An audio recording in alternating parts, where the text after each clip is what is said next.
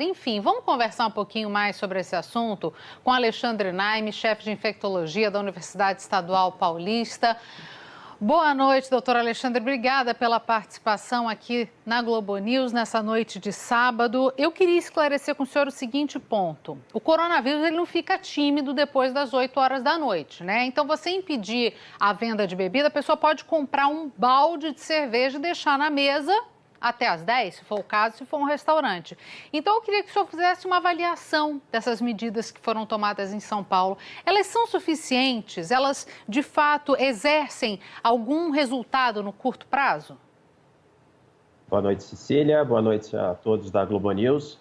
A medida de fechamento de bar e o impedimento de venda de bebida alcoólica é uma medida adicional, é uma medida acessória, porque a gente sabe que o consumo de bebida alcoólica é um importante fator social de reunião.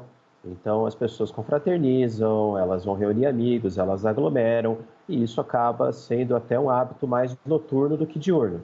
É óbvio que, isoladamente, ela tem pequeno papel na redução da transmissão, mas a medida vem no sentido de juntar esforços, junto com outras ações, para que, principalmente, a população mais jovem tenha um pouco menos de acesso a esses lugares em que, infelizmente, a gente percebe que não há o cumprimento das medidas de prevenção contra a Covid. Então, inclusive, o consumo de bebida alcoólica acaba deixando as pessoas um pouco mais relaxadas, fazendo com que elas não usem máscara, se aglomerem mais. Isso é muito mais importante em estabelecimentos registrados como bares do que restaurantes, porque nos restaurantes existe, pelo menos no papel, a solicitação que as mesas tenham um espaçamento.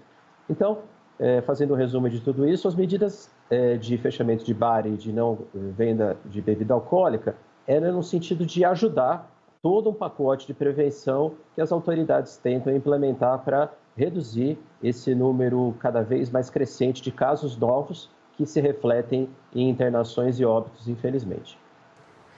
Infelizmente, a gente sabe que são medidas importantes, no entanto, dependem muito do bom senso das pessoas que precisam respeitar essas medidas, seja no bar ou seja dentro de casa, né? Porque as pessoas podem comprar e se aglomerar em casa, o que não é o ideal. Assim como estão, doutor, se aglomerando nas áreas do comércio popular, né? A gente está vendo muita gente fazendo compra de Natal e se aglomerando, às vezes não dentro das lojas, como os nossos repórteres viram, porque as lojas estão segurando um pouco, mas as pessoas ficam na rua, muito perto umas das outras. E por estarem na rua, isso não significa que elas estão menos vulneráveis, né? Perfeito, Cecília. Você tocou num ponto que é o bom senso, que é fundamental.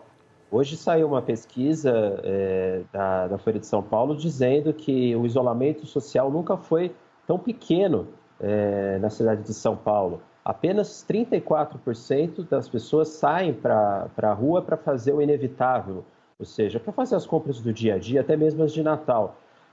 Mas grande parte da população deixou de se preocupar em uma exposição não completamente necessária, que seja, por exemplo, ir para trabalhar, ir no comércio. E essas cenas de aglomeração que nós vemos é a condição ideal para a transmissão do vírus da Covid-19. Outros lugares do mundo estão tendo problemas seríssimos com isso, como nós, mas estão enfrentando de maneiras diferentes, né? A gente vê que algumas cidades da Europa estão fazendo lockdown. Londres, por exemplo, prevê uma tsunami de casos de Covid pós o Natal devido a essa questão não só das compras, mas também das festas de final de ano. Já providenciou uma frota de ambulância praticamente o dobro do que é. Então, o recado que fica para as pessoas é aquele que é maçante, mas a repetição do uso da máscara, evitar a aglomeração, higienizar as mãos. No fundo, o bom senso que você disse, porque a gente não pode relaxar dos cuidados contra a Covid, né? A gente cansou do vírus, mas o vírus, infelizmente, não cansou da gente. Definitivamente não cansou da gente e tem uma dúvida muito frequente com relação aos shoppings. Eu vou fazer uma pergunta para o senhor que é a seguinte: eu ouvi de uma colega outro dia a seguinte frase: eu me sinto mais segura no shopping do que andando na rua, porque no shopping como há mais controle das pessoas, as pessoas estão constantemente de máscara, tem guarda chamando atenção, então, assim, as pessoas têm essa sensação, mas acabam sendo ambientes muito próximos de contaminação, doutor? Na ordem de probabilidade, é mais fácil uma pessoa se contaminar com Covid de alguém que não esteja usando máscara e que esteja mais próximo. O ambiente fechado ou aberto já é um fator um pouco mais secundário. Se a gente colocar e hierarquizar em nível de risco, o mais perigoso é estar muito próximo, ou seja, menos de 1,5 m, 2 metros, de uma pessoa sem máscara, ou de apenas uma dessas duas pessoas sem máscara. Então, o shopping, como é um ambiente um pouco mais controlado, a depender, obviamente, da fiscalização, tem lojas, inclusive, nos shoppings que têm uma permissão máxima de pessoas que podem entrar. Então, essas medidas realmente são mais protetoras.